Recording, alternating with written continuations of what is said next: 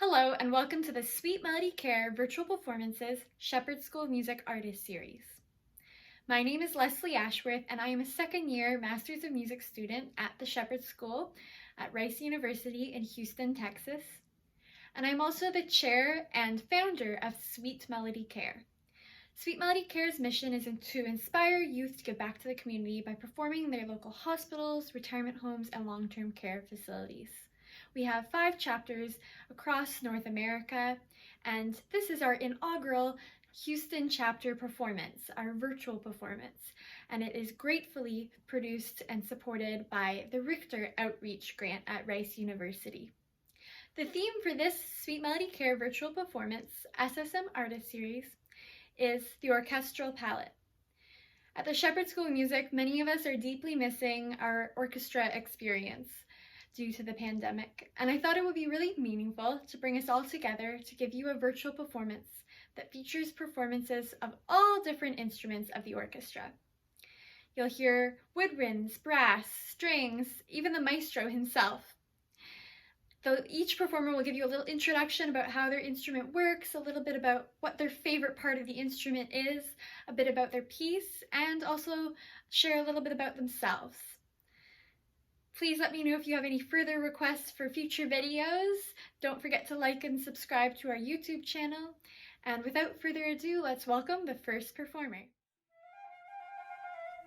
Welcome to part 1 of the Orchestral Palette, a Sweet Melody Care virtual performance, SSM Artist Series.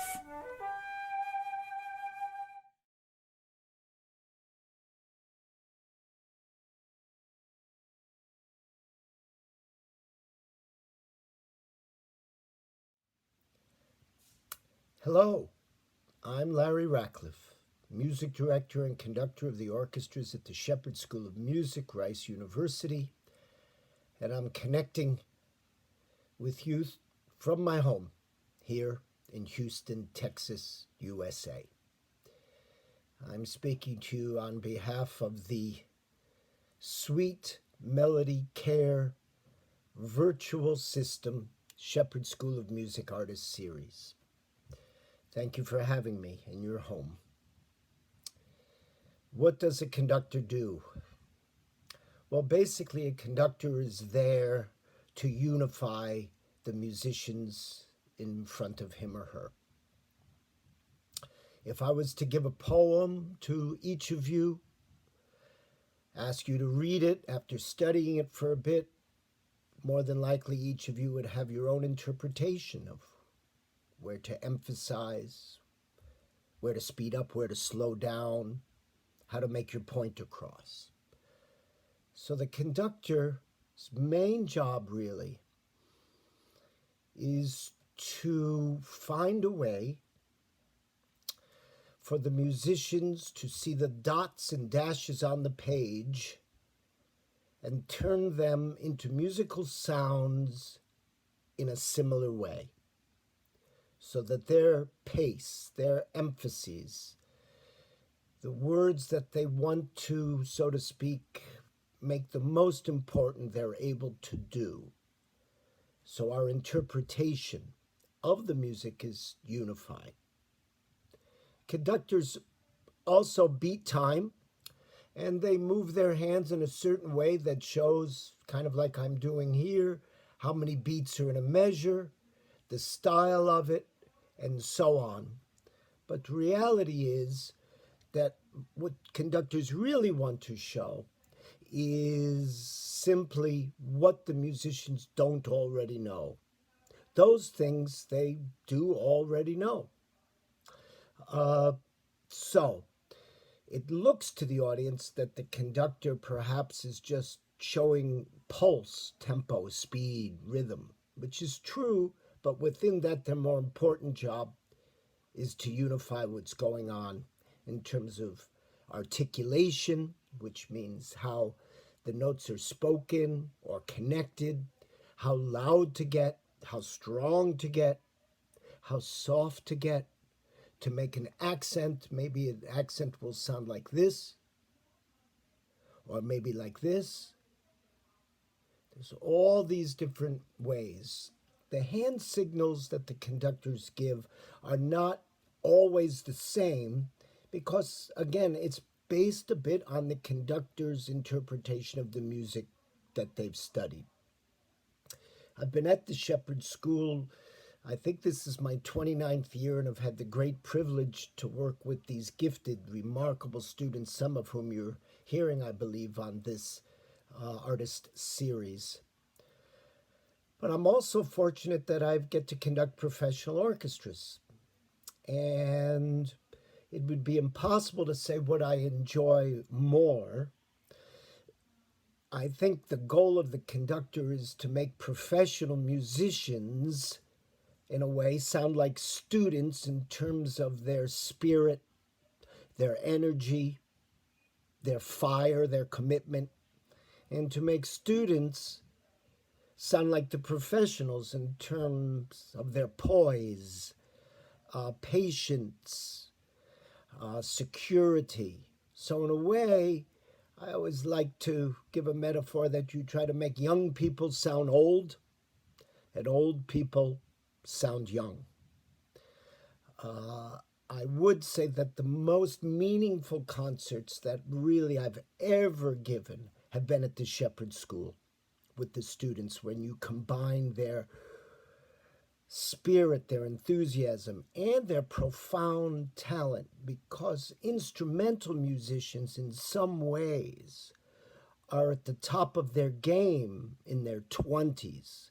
And the challenge for them is to keep that game, their physical, technical skills, going beyond that as they begin to learn more and more of the repertoire that the years give them. It's been a delight being with you, and I want to wish each of you the very best during this difficult time. Keep your eyes forward, keep moving, and do something new and interesting every day. Thanks for having me. Be well.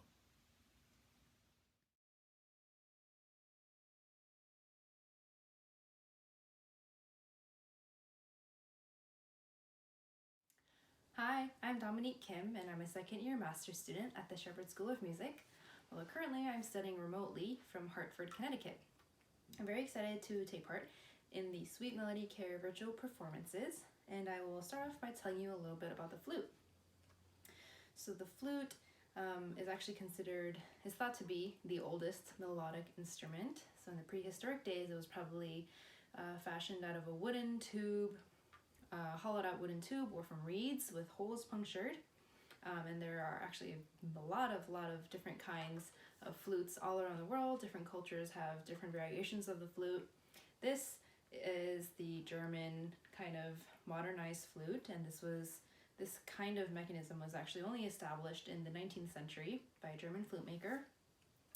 So this flute has three parts. We have the head joint, and then the body, which has most of the keys, and then the foot joint. The flute works by blowing air in this hole, and then the air travels throughout the flute, and depending on which keys are depressed, that changes the pitch. So the more keys that you have depressed, the longer the tube, so that makes the note lower. So this is the lowest note.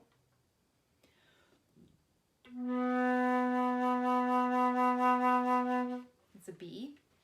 And then as you lift fingers, it shortens the tube because now air can come out through these holes. So as you will hear, as I lift fingers up, the notes will get higher.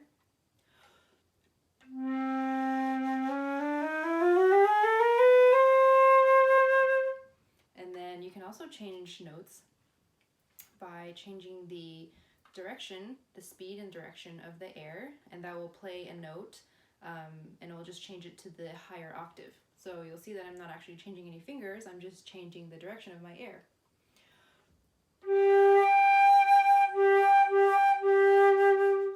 So together with different air pressures and air angles and the different fingerings, you can make about 3.5 octaves of notes. And I won't play the highest note for you because it's very shrill and very high. Actually, flutists and piccolo players wear earplugs when we play notes in the very top registers, because it's pretty damaging for our hearing. So the modern flute makes it possible to play more complex and technical music, just like the Paganini Caprice that I will be playing for you. I'm playing Paganini's Caprice number 11, and this was originally written for the violin. Paganini wrote a set of 24 caprices to showcase his virtuosity. He was a very compelling and charismatic performer that traveled around Europe and performed these caprices, among other works. And this particular caprice features a lot of very, very large jumps and quick passage work that's very tricky for the violin and also pretty tricky for the flute. So flutists like to play these caprices because we don't have that much repertoire compared to pianists and violinists and cellists. So we like to kind of explore other instruments' music. And this set of caprices is also very challenging and technically far from the flute pieces that we usually play. So it's kind of fun to test the boundaries of what the flute can do. You'll hear a slow melodic opening, and then a quicker, more technical middle section that has leaps and jumps that I mentioned earlier. And then you'll return back to the more lyrical and slow music from the beginning. I hope that you enjoy the flutist's rendition of the Paganini Caprice, and maybe afterward you can listen to the violin version and see if we do it justice.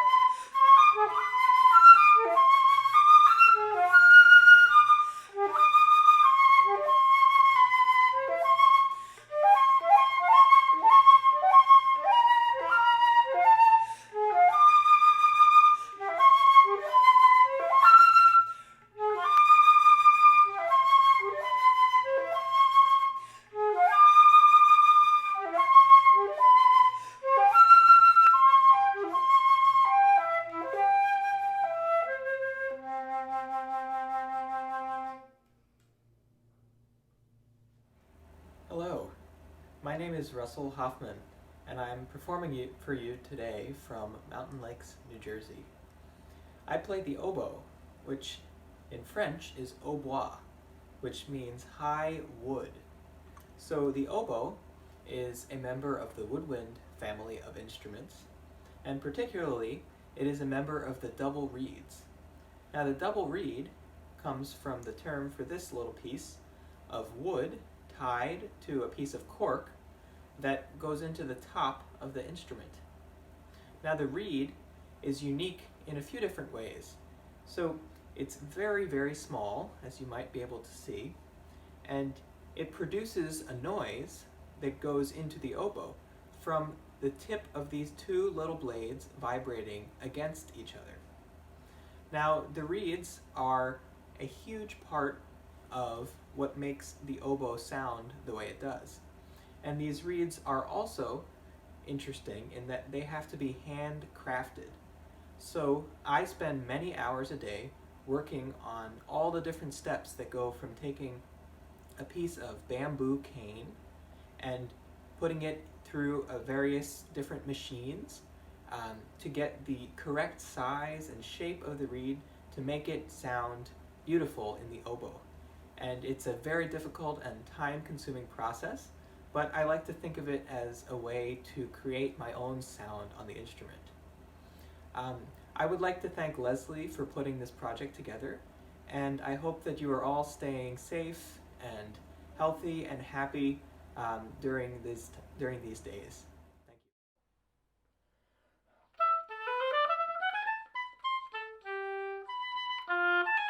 Thank you.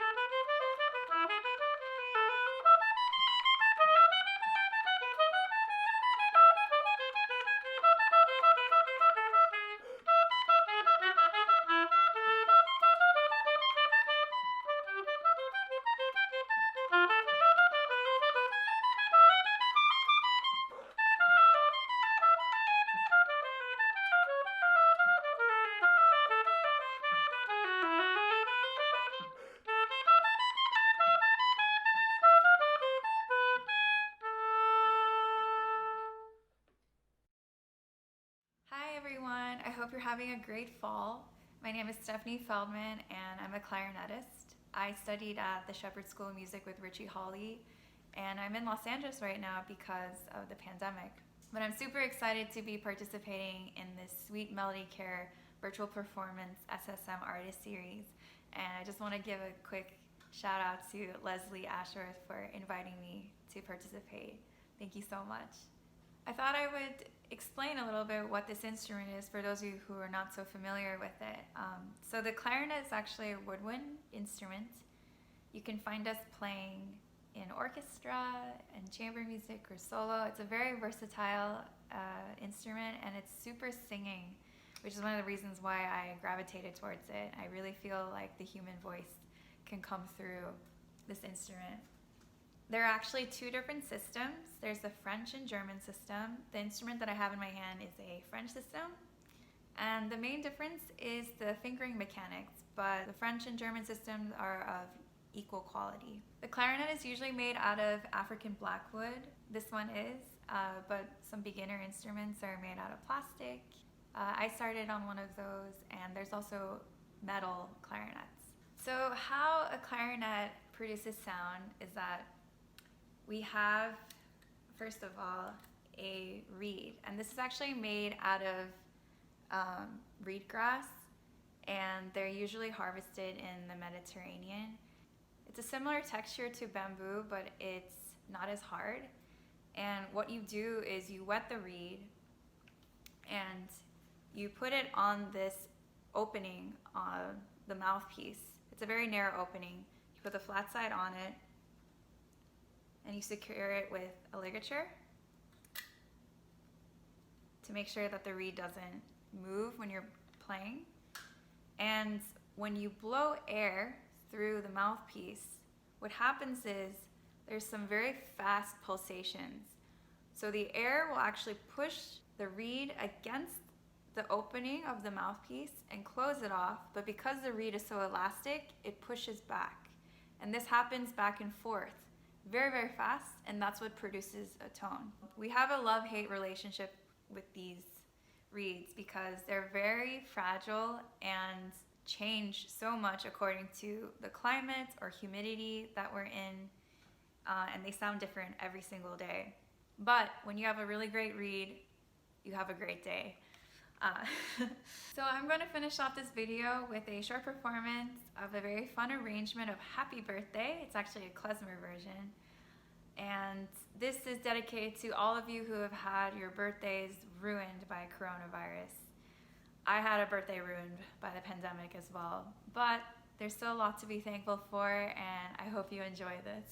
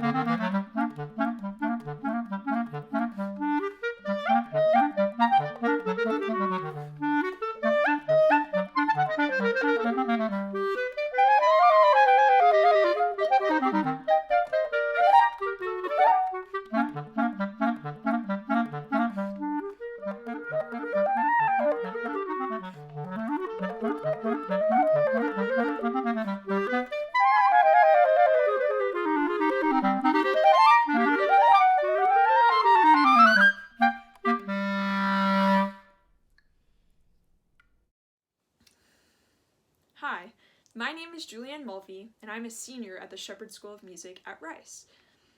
The bassoon is a double reed instrument, just like the oboe, so it uses a double reed to make noise. When the double reed is played alone, it just sounds like this. But when it's put on the bassoon, which you're about to hear, it makes a much more pleasant noise. My contribution to today's Sweet Melody Care performance will be on Reed Du Tillet's Sarabande et Cortège. This piece is a staple in the bassoon repertoire, and it means a lot to me. The piece is in two sections, the first being the sarabande, which I like to think takes place behind a scrim. Everything is very discreet and you don't know what is going to happen. It's very unclear and mysterious.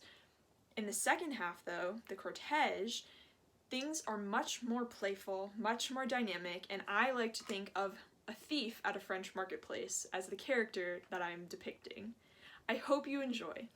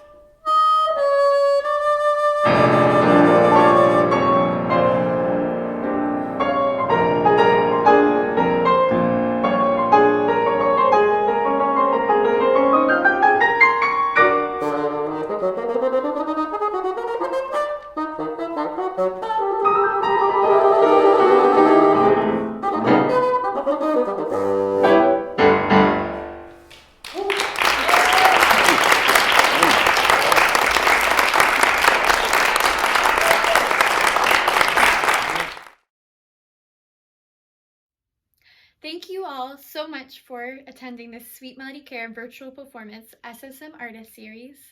A special thank you to all of the fantastic performers in this video for dedicating their time and their talent to share such beautiful music with us. And a special thank you to the Richter Outreach Grant for helping support the production of this video. We look forward to sharing more with you soon. Take care.